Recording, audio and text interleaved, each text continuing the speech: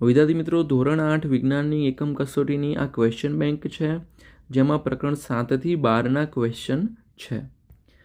તો સૌથી પહેલાં છે જોડકા જોડો, ગમે તે એક તમને પૂછવામાં આવશે. તો 4 ગુણનું આ જોડકું છે, એકદમ સરળ છે. એક્સ રંગસૂત્ર શેમાં હોય? તો અંડકોષમાં હોય છે.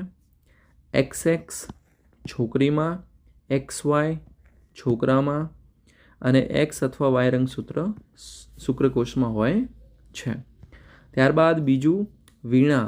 તો વીણામાં શું હોય? તણાયેલી દોરી હોય છે અથવા તાર, જેના લીધે ધ્વનિ આવે. ત્યારબાદ શરણાઈ. તો શરણાઈમાં આવશે હવાનો સ્તંભ. ઢોલક, જેમાં ખેંચાયેલી ત્વચા હોય છે, એટલે કે જે તમે ઢોલ વગાડો એની આજુબાજુ જે હોય છે ને એની વાત કરી છે અહીંયા. મંદિરમાં વપરાતો ઘંટ. તો ઘંટડીનો બહારનો પતરા જેવો ભાગ. ત્યારબાદ આંબા પરથી સફરજનનું પડવું. તો પહેલાં તો આંબા પરથી તો સફરજન કેવી રીતે પડે? ઇન્ટરેસ્ટિંગ અહીંયા લખ્યું છે. જો કોઈ ઉપર લઈ જઈને સફરજન પકડીને નીચે પડે તો, પણ અહીંયા કેરીનું પડવું ગમે તેનું નીચે પડે, એ શાના લીધે પડે? ગુરુત્વાકર્ષણ બળના લીધે. ડોલ ઊંચકવી. ડોલ શાના લીધે ઉંચકી શકાય? સ્નાયુ બળના લીધે. હોકાઈ યંત્રની સોય પર લાગતું બળ. તો એ શું છે? ચુંબકીય બળ. ત્યારબાદ ખરબચડા રસ્તા પર સાયકલ ધીમી થઈ જવી. તો આવશે ઘર્ષણ બળ. ત્યારબાદ 2 ગુણનો છે, ગમે તે એક 3માંથી ગમે તે એક પ્રશ્ન પૂછશે. શ્રાવ્ય અને અશ્રાવ્ય ધ્વનિ. શ્રાવ્ય એટલે સાંભળી શકાય, અશ્રાવ્ય એટલે ના સાંભળી શકાય એવી ધ્વનિ. પહેલો તો એ જ થઈ ગયો. બીજો મુદ્દો, એની તમે ફ્રીક્વન્સી આવૃત્તિ તૈયાર કરી લો. ઓકે.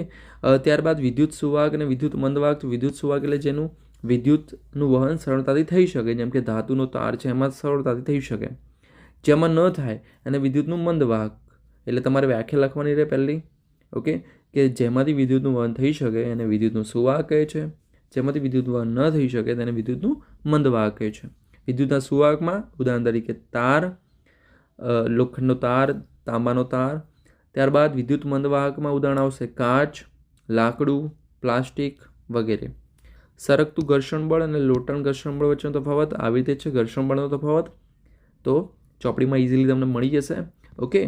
તો હવે તમે નેક્સ્ટ જે છે એમાં 4 ગુણના મતલબ બે ગુણના 2 પ્રશ્ન તમારે કરવાના છે કે ભાઈ કિશોરાવસ્થામાં વ્યક્તિગત સ્વચ્છતા જાળવવા તમે શું કરશો, શું ધ્યાન રાખશો, બરાબર. તો એના વિશે છે, મતલબ ટોટલ 6 ક્વેશ્ચન તમારે કરવાના છે.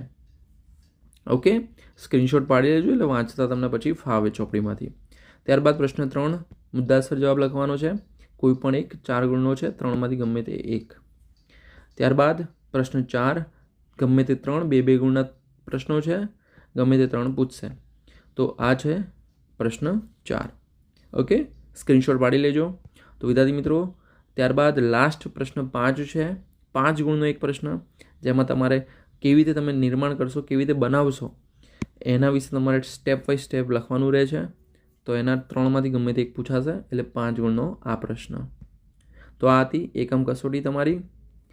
ઓકે, તો તૈયાર કરી લેજો. ઓલ ધ બેસ્ટ તમારી એકમ કસોટી માટે. ફરી મળીએ નેક્સ્ટ સ્ટુડિયોમાં. ત્યાં સુધી ગુડ બાય, ટેક કેર.